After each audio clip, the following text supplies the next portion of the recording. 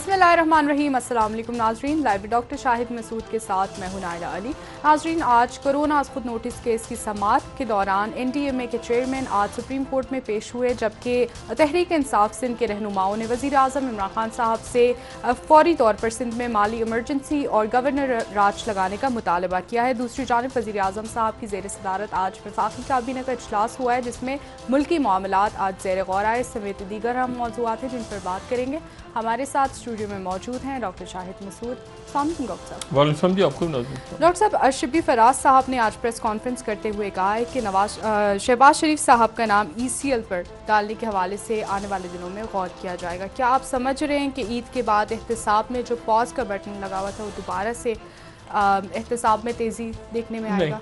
नहीं, ये system dysfunctional हो चुका है, ये सिस्टम काम नहीं कर रहा।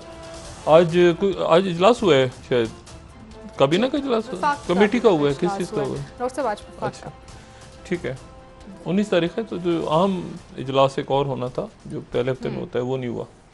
बहरहाल काबीना के इजलास में बहुत सारे फैसले हुए हैं, और उसमें क्या फैसले हुए हैं?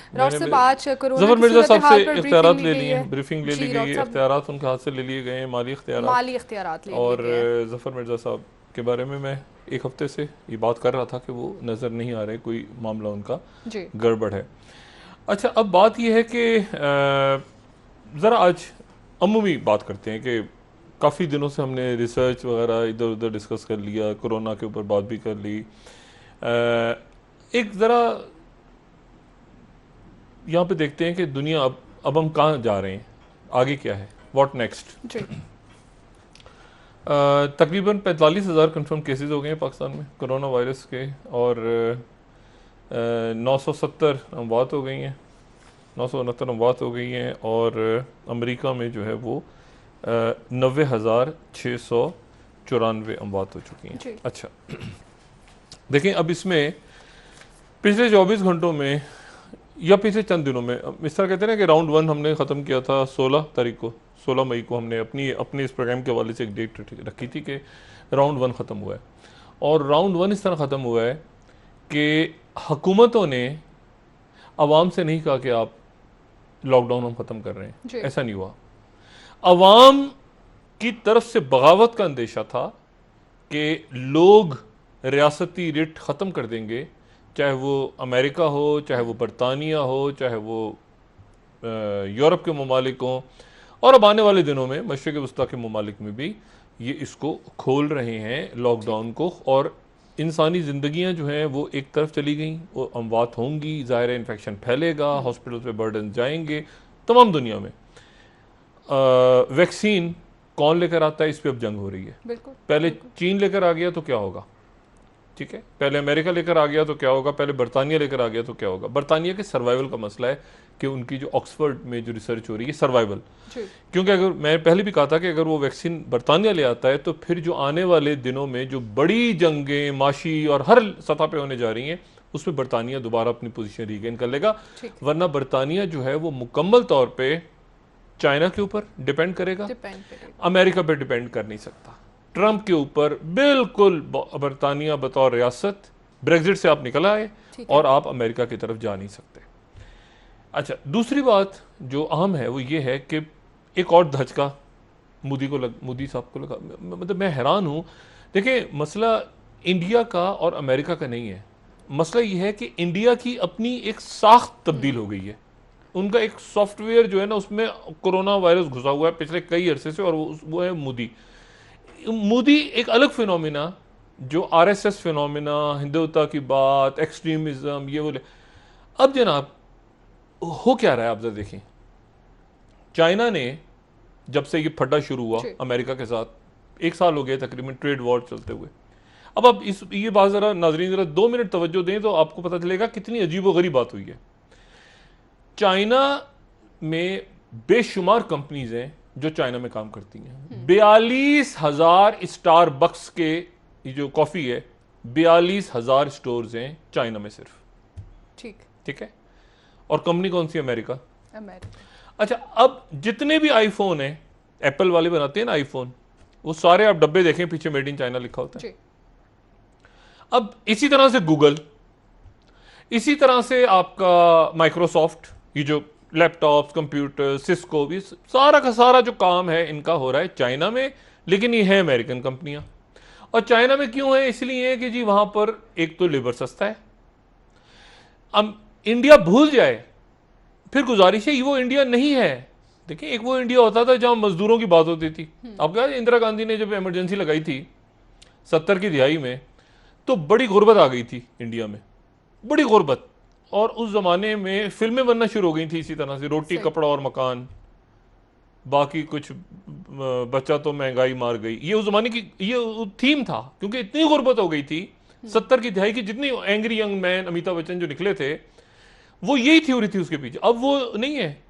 अब अगर आप आज के इंडिया के हीरोज को या हीरोइंस को देखें और 70 की दिहाई के देख लें, तो 70 की दिहाई का माहौल ऐसा था कि वो दिलीप कुमार भी नहीं था, सुनील दत्त भी नहीं था, राज कपूर भी नहीं था, अमिताभ बच्चन था, जो कि एक एंग्री यंग मैन। क्योंकि माशरे के अंदर जो है वो बदहाली फैली हुई थी, तो लोगों ने अपने साथ कनेक्ट किया उसको। अब मसला ये कि अब ये इंडिया नहीं है, वो यहां पर है आरएसएस। आरएसएस जो है वो नहीं मानती, चाइना बात कर रहा है कम्युनिज्म की या सोशलिज्म की, जहां पे मसावात होनी चाहिए, जहां पर ज्यादातर फैक्ट्री शहरों में नहीं है, बीजिंग में और शंघाई में नहीं है, वो रूरल, वो जो शहरों से बाहर उनका काम हो रहा है सारा। इंडिया के अंदर अगर बदतरीन किसी के साथ सलूक हो रहा है तो मजदूरों के साथ हो रहा है, क्योंकि वो अब देखिए सड़कों पे हजारों लोग, लाखों, उनका कोई पूछने वाला ही नहीं है मजदूरों का। अगर बदतरीन इस्तेसाल कहीं मजदूरों का हो रहा है, तो वो इस वक्त पूरी इस कुर्रे अर्थ पे वो भारत में हो रहा है। और इसलिए हो रहा है भारत में, इसलिए नहीं कि वहां के लोग चाहते हैं कि जुल्म, इसलिए कि जो रूल करने वाले लोग हैं वो समझते नहीं है कि ये तो कीड़े मकोड़े हैं जो सड़कों में निकले हुए हैं। ये आरएसएस की मेंटालिटी है ना। अच्छा, अब जनाब हुआ क्या कि उन्होंने कहा कि जी आप ये सारी अमेरिकन कंपनीज, हम चाइना के साथ कर रहे हैं अपने मुआहदे ख़त्म, एप्पल, गूगल, ये आपका माइक्रोसॉफ्ट, ये सारी कंपनियां जो हैं ये चाइना आ जाएं, ये चाइना से निकलें और वियतनाम आ जाएं, या वियतनाम उनकी अपनी कॉलोनी बना हुआ है, या वो आ जाएं थाईलैंड, या वो आ जाएं इंडिया। इसको ज़रा बड़ा कीजिएगा प्लीज़। अच्छा, और बाहर आ जाएं। अच्छा, इन्होंने कहा, एप्पल, माइक्रोसॉफ्ट, गूगल वालों ने कहा कि हम चाइना से निकल रहे हैं, लेकिन आसान नहीं है निकलना। ये थोड़े दिन पहले उन्होंने कहा नहीं निकलो, ट्रम्प ने कहा निकलो। और ये मोदी कहते हैं आगे से, मोदी ने ये जवाब दिया कि जी हमने लग्जमबर्ग, एक मुल्क है पूरा यूरोप का, लग्जमबर्ग से ज्यादा बड़ा हमने इलाका दे दिया है जहां पर ये कंपनी जाके अपना काम करेंगी। ठीक। और बिस्मिल्लाह। और उसके बाद मोदी मिले इन कंपनीज के सीईओ से और उनसे कहा कि आप चाइना से उठें और हमारे पास आ जाएं। अब जनाब क्या हुआ है पिछले 48 घंटों में कि ट्रंप साहब ने कहा है कि जो अमेरिकी कंपनी चाइना से निकल के अमेरिका वापस नहीं आई, इंडिया नहीं, अमेरिका वापस नहीं आई, उसके ऊपर हम मजीद टैक्सेस लगाएंगे। ठीक। अब वो कंपनी ये बड़ा करेंगे जरा। ये इंडियन मीडिया, एक रौला पड़ा हुआ है इंडियन मीडिया में, इंडियन मीडिया को दिखाए ना, ये बड़ा करें जरा। अब ये द हिंदू क्या कह रहा है, Trump to charge tax on companies manufacturing outside US. अरे आप तो कह रहे थे भाई के चाइना से चले जाओ इंडिया। अच्छा, उसके बाद क्या कह रहे हैं, US President Donald Trump has threatened to slap new taxes on American companies like Apple to dissuade from them from moving their manufacturing bases from China to countries like India and Ireland instead of US. यानी India जाने की इजाजत नहीं है अब Google को, Microsoft को, ये आपके जितने थे वहां पे लग्जमबर्ग से बड़ा यूपी के अंदर जगह दी जा रही थी, उनसे मुलाकातें हो रही मोदी की। अरे अब वो अमेरिकन कंपनी जो हैं वो अमेरिका जाएंगी तो दुनिया में उनका सामान कौन खरीदेगा? कौन खरीदेगा made in America mobile phone? देखिए ना, वो तो अब उसके नतीजे में, अब देखें ना, अब ये देखें एप्पल वाले, न्यूयॉर्क पोस्ट कह रहा है एप्पल वाले जो हैं ये सोच रहे थे कि प्रोडक्शन अपनी चाइना से इंडिया ले जाएं, वो मोदी ने ट्रम्प ने जबरदस्त कर दिया।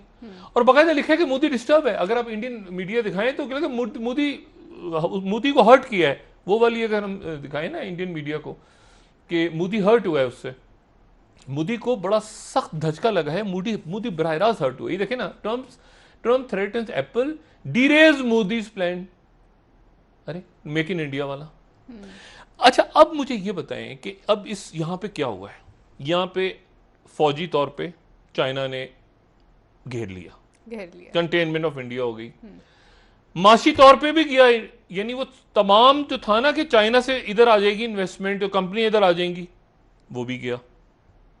इंडो पैसिफिक भी गया अलायंस, ये G20 भी गया, G7 भी गया, यूनाइटेड नेशंस भी गया। 1945 में जब ये बम गिरे ना जापान पे, तो उस वक्त वहाँ पे जॉर्ज ऑगवेल ने एक फिलोसफर थे, उन्होंने एक मजमून कहीं लिखा था गालिबन, और उसमें लिखा था कि अब ये न्यूक्लियर वेपन्स की सेंचुरी या कोई दिन शुरू हो रहे हैं। और वाकई फिर 49 में रशियंस ने भी बना लिया था न्यूक्लियर वेपन, और फिर उसके बाद एक सर्द जंग चलती रही, सारा चलता रहा। वो अब पूरा का पूरा सिस्टम टूट रहा है। सबसे पहली बात तो ये कि इसकी दवा और इसकी वैक्सीन कौन तैयार करता है। कौमों ने मजबूर किया अपने हुक्मरानों को और रियासतों को कि आप लॉकडाउन खोलें, वरना बगावतों का खतरा था। लोग ऑलरेडी निकल आए थे ना, मुजाहरे शुरू हो गए थे, और रियासतों का सर्वाइवल मुश्किल हो गया था कि हम बचें कैसे, मईशत भी डूब जाएगी, जाने भी चली जाएंगी। तो लॉकडाउन लोगों ने खोल लिए, मुल्कों में खोल दिए, और आने वाले दिनों में और खोलेंगे। अब इसमें होने क्या जा रहा है दुनिया में, अभी तक क्या हुआ है। पहली बात तो यह है कि सबसे ज्यादा तो लोगों की जो नौकरियां हैं, जॉब्स, वो करोड़ों की तादाद में लोग बेरोजगार हो रहे हैं। और बेरोजगार वो लोग होने जा रहे हैं ज्यादातर जो दफातर में काम करने पे मजबूर थे। वो लोग जो यानी बड़ी कंपनीज हैं, मिसाल के तौर पे कई जिन्होंने फायदा, आपको पता है इन दिनों में फायदा हुआ है, अमेजॉन का फायदा हुआ है, इसमें गूगल का फायदा हुआ है, फेसबुक का फायदा हुआ है। जो घरों में बैठ के काम करने वाले लोग थे, वो घरों में बैठ के वो आने वाले दिनों में मजीद घरों में कंपनियां जो हैं वो घरों से काम करवाएंगी अपने मुलाजमीन से। बैंक जो हैं वो कहेंगे घरों से ऑनलाइन काम करें। जब घरों से ऑनलाइन काम शुरू होगा तो उसके साथ ही फिर उसका सबसे पहला असर पड़ेगा आपकी जो रियल इस्टेट है, क्योंकि बड़ी बड़ी बिल्डिंग्स, बड़े बड़े दफातर, इधर बड़े माइक्रोसॉफ्ट का दफ्तर है, ये इतना बड़ा हेडक्वार्टर है। भाई क्यों है हेडक्वार्टर, इसमें क्यों 10,000 लोग काम कर रहे हैं? 10,000 लोगों को में से 8,000 को से कहो कि घरों में काम करें और 1,000 यहां बैठे। तो आने वाले दिनों में एक तो ये काम शुरू होने जा रहा है, जो ऑलरेडी शुरू हो गया है, जो ऑलरेडी शुरू हो चुका है। ठीक है ना, सारी जो मीटिंग्स हो रही हैं दुनिया भर में, सारी दुनिया भर में जो काम हो रहे हैं, जो ई बैंकिंग हो रही है, जो घरों से ही हो रहा है ना, दुनिया घरों से चल रही है। ऑफिस तो बंद पड़े हैं, तो पहला असर पड़ेगा रियल इस्टेट पे। अच्छा, रियल इस्टेट में असर पड़ेगा तो उसके नतीजे में जो बड़े बड़े बिल्डिंग्स या बड़े बड़े ऑफिसेज उनके बने हुए थे रियल इस्टेट के या वो अपना इसमें हाउसिंग वालों को दे देंगे। ये घर यानी घरों के लिए ये हेडक्वार्टर था फलानी मल्टीनेशनल का इतना बड़ा, तो वहां अब घर बन गया। ठीक है। अच्छा, फिर ये होगा उसके साथ ही कि जी चूंकि मीटिंग्स अब घरों से हो रही हैं, तो ये जो वफूद जाते थे, होता ना फार्मास्यूटिकल का वफ चला गया, WHO में शिरकत के लिए जा रहे हैं, अब ये खत्म होना शुरू हो जाएगा। यानी हवाई सफर, एयरलाइन इंडस्ट्री, क्या जरूरत है जाने की जनीवा, ये हो रहा है ना इन दिनों में सारा। बिल्कुल ऐसी तो ये ऐसे ही क्यों नहीं चलाएं भाई, हम पैसा बचाएं ना, कंपनियां पैसा बचाएंगी ना, माशी तौर पे बदहाली आ रही है ना, बड़ा रिसेशन जा रहा है, तो आप जहाजों की क्या जरूरत है जाने की, घरों में बैठ के कॉन्फ्रेंस अटेंड करें। बड़े बड़े वफूद क्यों जा रहे हैं? नहीं, कोई जरूरत नहीं है। तो वो ट्रेवलिंग कम हो जाएगी एयरलाइंस की कम होगी, तो ऑयल के ऊपर जो मुल्क डिपेंड कर रहे हैं वो जबरदस्त उनकी हुकूमतें हिलेंगी। और जब घरों से काम होगा तो गाड़ियां और ट्रैफिक भी कम होगा आहिस्ता आहिस्ता, क्योंकि अब ये होगा नहीं कि जी दफ्तर जा रहे हैं, दफ्तर आ रहे हैं, दफ्तर जा रहे हैं, लोग हंसी खुशी घर पे बैठ के अपना कंप्यूटर पे काम कर रहे हैं। रियल इस्टेट से वाबस्ता वो लोग मुतासिर नहीं होंगे जो कि कारीगर हैं या जो दिहाड़ी वाला जिनको कहते हैं, वो अपना काम करते रहेंगे। कहीं ना कहीं बिल्डिंग बन रही है, कहीं ना कहीं प्लम्बर का काम, मिस्त्री का काम, इस इलेक्ट्रीशियन को बुला लिया, उनका चलता रहेगा। जो जाइंट्स हैं अब आज तामीराती इंडस्ट्री खोल दी पाकिस्तान में, बड़ी अच्छी बात है, अल्लाह करे सारा कारोबार चले। लेकिन बात यह है कि आपको पता है तामीराती काम चलता कैसे है? पैसे लोगों से लेते हैं पहले, फिर जगह खरीदते हैं, फिर कहते हैं कि 3 साल बाद आपको ये ये फ्लैट मिल जाएगा, अभी बुक करवा दें। जब बुक करवाना होता है तो जमीन भी नहीं होती अक्सर। और माजरत के साथ ही पाकिस्तान में नहीं, पूरी दुनिया में ऐसे ही है। आपको खूबसूरत से जजीरे की तस्वीर दिखाते हैं, उसमें जबरदस्त सा कोई दुबई का बना होती है, बिल्डिंग बनी होती है, पेरिस की बनी होती है, कि ऐसा फ्लैट आपको मिलेगा। कहां मिलेगा, किधर मिलेगा, वो जगह नहीं होती। पैसा लोग ले लेते हैं, उसके बाद जमीन खरीदते हैं, उसके बाद जगह बना, तो किस्तें आती रहती हैं, तामीर होती रहती है, पैसा चलता रहता है। अब मुझे बताएं कि तामीराती इंडस्ट्री अगर खुल गई है तो क्या लोग बुकिंग करवा रहे हैं फ्लैट्स की? जब बुकिंग नहीं करवा रहे तो मैंने इसीलिए कहा ना कि कुछ इंडस्ट्रीज को पूरी कोशिश की जाएगी कि वो चले, मगर वो नहीं चल पाएंगी क्योंकि दुनिया के हालात बदल रहे हैं। अच्छा, अब आ जाएं, ये तो अमेरिका और चाइना। कुछ लोग, कुछ मुल्क ऐसे होंगे जो चाहेंगे इंडिपेंडेंट रहें, लेकिन वो बीच में फंस जाएंगे, वो रगड़े में आ जाएंगे, जैसे इंडिया। अच्छा, पाकिस्तान अभी तक बैलेंस चल रहा है, इंडिया ने तो सारे अंडे की टोकरे में डाले हुए हैं ना, वो फंस जाएंगे बीच में। वो मुल्क जो कि तेल के ऊपर डिपेंड कर रहे हैं, उन्होंने मुख्तलिफ मुल्कों में अपनी पपेट हुकूमतें बिठाई हुई थी, जो उनके पपेट्स इसीलिए बैठे हुए थे क्योंकि उनके पास तेल था। जब तेल की जरूरत कम हो जाएगी तो उसके नतीजे में, मिसाल के तौर पे लेबनान को, वो मुल्क चला रहे हैं लेबनान को, जो जिनके पास तेल की कीमत है, एक उन्होंने अपनी बिठा देते हैं, दूसरा बिठा देते हैं, तीसरा। जब तेल की प्राइसेस गिरेगी तो वहां उनका इन्फ्लुएंस खत्म होगा। ठीक है, ब्रेक ले लेते हैं डॉक्टर साहब। अच्छा, अब इसका पाकिस्तान के सियासी निजाम और ढांचे के ऊपर भी क्या असर हो रहा है? इसको मैंने कहा ना, रोकना भी कुछ चाहे ना, इस सिस्टम को रोक नहीं सकते। ठीक है, ठीक है डॉक्टर साहब, सिस्टम हैज टू गो। वापस आके आपसे सवाल से बात करेंगे। इस हवाले से नाज़रीन एक ब्रेक ले लेते हैं, हमारे साथ रहिएगा।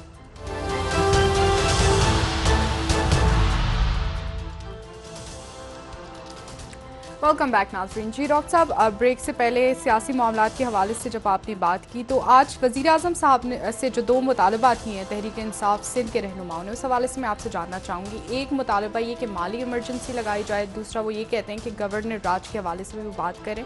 क्या आप समझते हैं कि इन हालात में वज़ीर आज़म साहब इन 2 ऑप्शन को कंसिडर करेंगे, खासकर गवर्नर राज? देखें, सारे मामलात को साइड पे करके ना 3-4 चीज़ें अहम हैं सर। एक तो ये है कि वज़ीर आज़म की माशीती, क्योंकि ये फाइनेंशियल क्राइसिस आने वाले दिनों में क्या शक्ल लेता है, क्या सूरत इख्तियार हमें नहीं पता। दूसरा ये है कि गवर्नेंस का सिस्टम और वॉर कैबिनेट, ठीक है, मईशत, दिफा, बॉर्डर्स की सूरत हाल, और उसी के साथ फिर आप डिप्लोमेसी को ऐड करें, उसमें एक टास्क फोर्स बना लें। जैसे मैं हमेशा मशवरा देता हूँ कि उसमें शाह महमूद कुरैशी साहब के साथ फॉरेन सेक्रेटरीज बैठ जाएं, अच्छे एम्बेसडर्स बैठ जाएं, अब्दुल बासित साहब हैं, रियाज खोकर साहब, शमशाद अहमद खान साहब, बेशुमार, मैं किस किस का नाम लूँ, गालिब कमाल साहब बड़े ज़बरदस्त डिप्लोमेट रहे हैं, और बहुत से। तो एक उनके साथ जो हमारे मसूद खान साहब हैं, आज़ाद कश्मीर के सदर, ये चाइना में पाकिस्तान के सफ़ीर रहे हैं, कई मुल्कों में सफ़ीर भी रहे हैं इससे पहले, डिप्लोमेट हैं।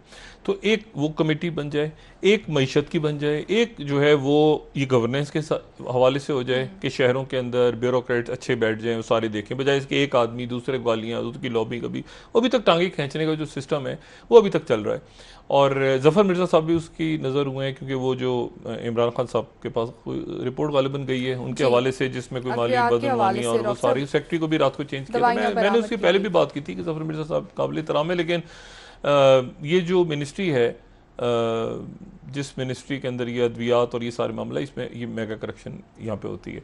अच्छा, मैं ज़रा वापस आता हूँ ये सियासी सूरत पे। तारिक चीमा साहब ने बाइकआउट किया है, उन्होंने आज ये नहीं कहा कि मैं शरीक नहीं, उन्होंने बाइकआउट किया, और हमारा और इनका मामला हुकूमत का अब चलेगा अदालतों में। और साथ ही उन्होंने जो है वो शाह महमूद कुरैशी साहब की, मुझे नहीं लगता कि आने वाले दिनों के अंदर कोई दोस्ती या सुलह होने जा रही है। शिबली फराज साहब ने आज कहा है कि ईद से पहले कमीशन की, शुगर कमीशन की रिपोर्ट आ रही है, तो लेकिन आ भी सकती है, क्योंकि वो 4 दिन ही उन्होंने गालिबन मांगे थे, तो हो सकता है वो दरमियान में दे दें।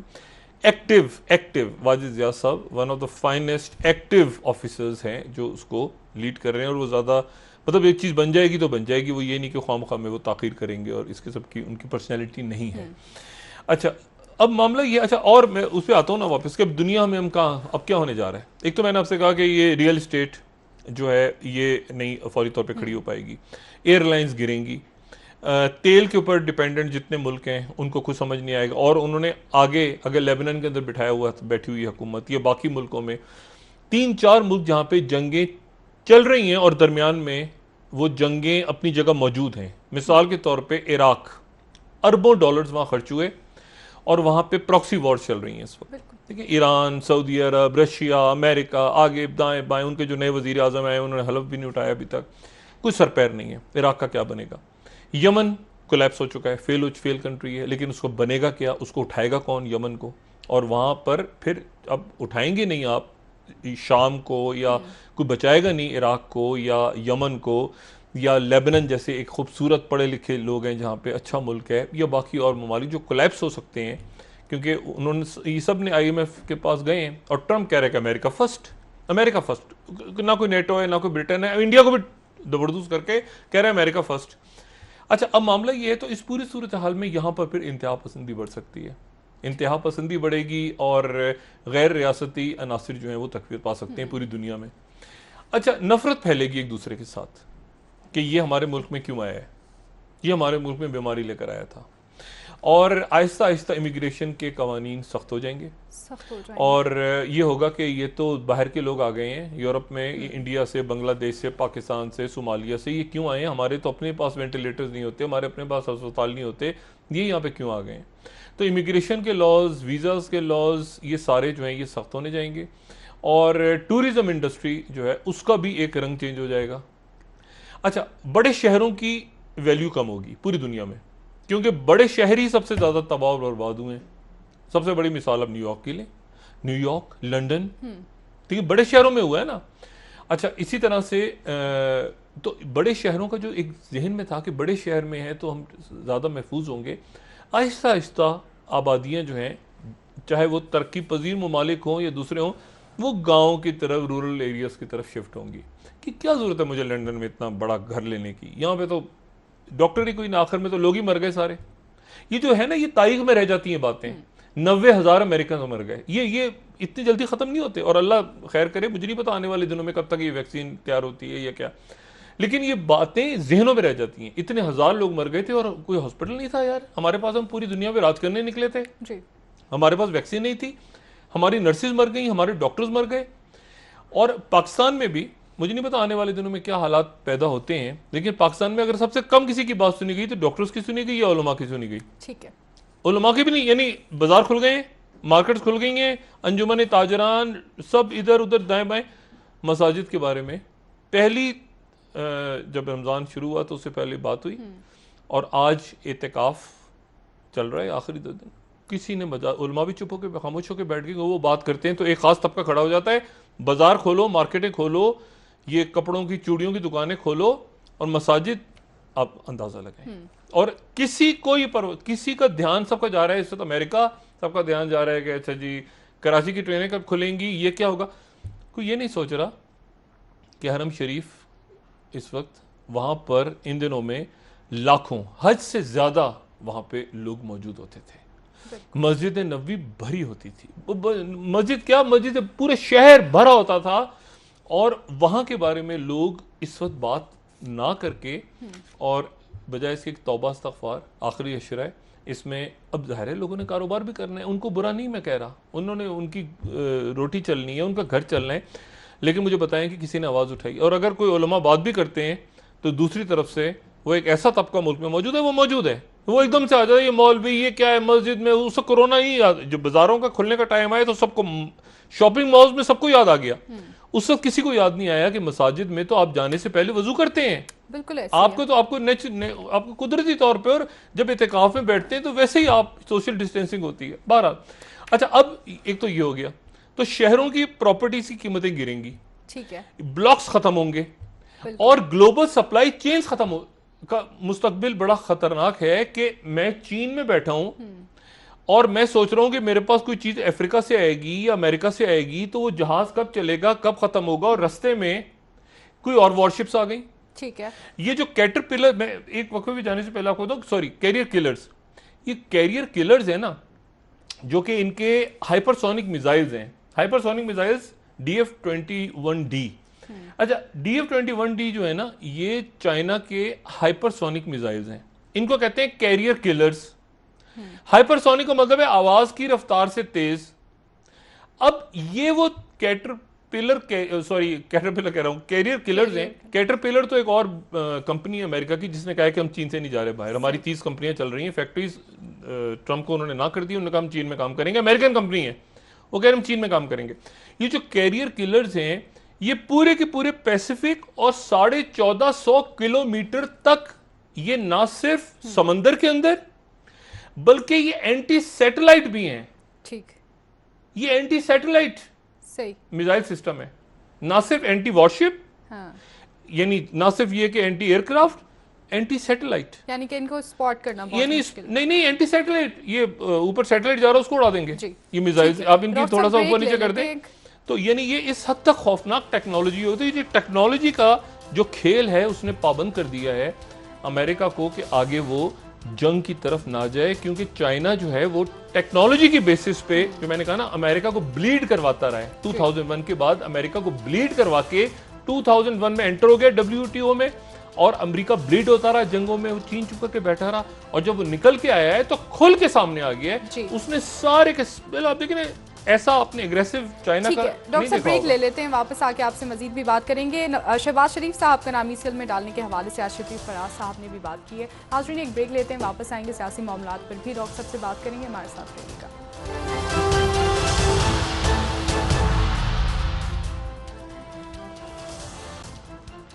वेलकम बैक नाज़रीन। जी डॉक्टर साहब, आज शिफी फराज साहब ने कहा है कि शहबाज शरीफ साहब का नाम ECL में डालने के हवाले से गौर किया जा रहा है, तो डॉक्टर साहब गिरफ्तारियां आने वाले दिनों में देख रहे हैं? ECL पे तो वैसे ही ECL है, कौन से जहाज चल रहे हैं?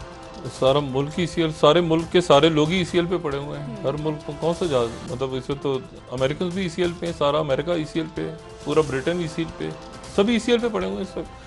एक बात, दूसरी बात यह कि देखिए शहबाज शरीफ साहब इस प्रोग्राम में आज से कई माह पहले बात हो चुकी है कि शहबाज शरीफ साहब की बात चल रही है और नवाज शरीफ साहब के हवाले से चल रही है। अब चूंकि शहबाज शरीफ साहब दोबारा आए हैं और खुल के कहने लगे हैं कि मेरी बात तो हो रही है, मैं तो बात करता हूँ, मैं तो बड़ी, तो जाहिर है कि ये हुकूमत को, इमरान खान साहब की बात नागवार गुजर रही है।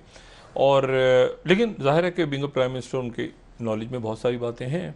तो जब ये धरना वरना ख़त्म हुआ था तो उसके बाद वाक़यात हुए हैं ना, मुस्लिम लीग का जहांगीर तरीन साहब, और जब MQM भी, हाँ, उसमें बड़ी आम शख्सियात ने बैठ के ऐसे दुआ हुई थी, फैसला हुआ ना धरना खत्म होने का, उसको ऐसे दुआ करके सब ने कि अच्छा अल्लाह ताला जो भी हमारे दरमियान मामला तय हो रहे हैं वो अल्लाह ताला कबूल फरमाए। उसमें गैर सियासी शख्सियात भी थी, उन सब ने दुआ पढ़ी और कबूल करके फिर एक दूसरे को मिठाई भी खिलाई थी। इस तरह उसके बाद धरना खत्म हुआ था। इमरान खान साहब को पता होना चाहिए। आज वफाकी काबीना के इजलास में काफ लीग नहीं आई, नहीं काफ लीग नहीं, तारिक चीमा साहब ने कहा ना हम बैकआउट करेंगे, अदालतों में जाएंगे। मैं आपको देखें सिर्फ एक बात यहाँ पे ये बताऊं कि ये जो चाइना का इशू है ना, चाइना और अमेरिका का आने वाले दिनों में, फिर टाइम हो तो सियासत पे बात कर लेंगे, ये इसमें कहीं दरमियान में देखें ग्लोबल सप्लाई चेन होती है। मैंने कहा ना समुद्रों के रास्ते कार्गो चल रहा है कई हफ्ते, वो चूंकि खतरे में पड़ गया ना, वो ट्रम्प कह रहा है कि अमेरिका फर्स्ट, तो इसका मतलब है आपको चाइना से नहीं चीजें चाहिए, चाइना यहां बनाओ हर चीज, वरना मैं टैक्स लगाऊंगा। अमेरिकन कंपनियां इनकार कर, अब वो पॉपुलिज्म का जो दौर था ना, एक दौर चंद माह पहले तक हम डिस्कस करते थे, दुनिया में ताकतवर लीडर्स, यानी वो जो पॉपुलर बातें करें, ट्रंप है, मोदी है, ये यूं कर देंगे, ऐसे कर देंगे, वो शायद आने वाले दिनों में वो भी कुछ अपनी जगह से हिल जाए, क्योंकि लोग जितनी तवक्को कर रहे थे उतनी तवक्को जब नहीं पूरी होती तो उतना ही ज्यादा गुस्सा भी निकलता है। बिल्कुल कि यार ये आदमी तो कह रहा था कि मैं पूरी दुनिया को फतह करके लाऊंगा, इससे तो ये 1 एकड़ की जमीन नहीं फतह हो सकी। तो उसके नतीजे में वो जो पॉपुलिज्म था कि पॉपुलर बातें करो, लोगों से कहो ये कर देंगे, वो ऐसे कर दूंगा, वो चूंकि हो नहीं रहा नीचे, तो लोगों का ज्यादा गुस्सा अब निकल रहा है उन लीडर्स के ऊपर जो पॉपुलिस्ट बातें करते रहे और जिन्होंने डिलीवर कुछ नहीं किया। इससे पहले तो ये बात चल रही थी ना कि घोड़े पे बैठ के आएगा और फतह करेगा हाथ में तलवार लेके, अब वो चूंकि नहीं हो रहा और लोग सड़कों पे रुल रहे हैं, बीमार पड़े हैं, मर रहे हैं, तो इसीलिए मेरा ख्याल है आने वाले दिनों में ये जो पॉपुलिज्म है शायद ये भी खत्म हो जाए और लोग ढंग की बात करने पे आ जाए। बहुत शुक्रिया जी नाज़रीन, प्रोग्राम का वक्त खत्म हो गया है, कल इंशाल्लाह दोबारा आपसे मुलाकात होगी। मुझे नाला अली को इजाजत दीजिए, अल्लाह हाफिज़ जी। डॉक्टर अपना दोस्तों रिश्तेदारों गुर्दोनवा के लोगों का सब ख्याल रखिएगा। अल्लाह हाफिज़।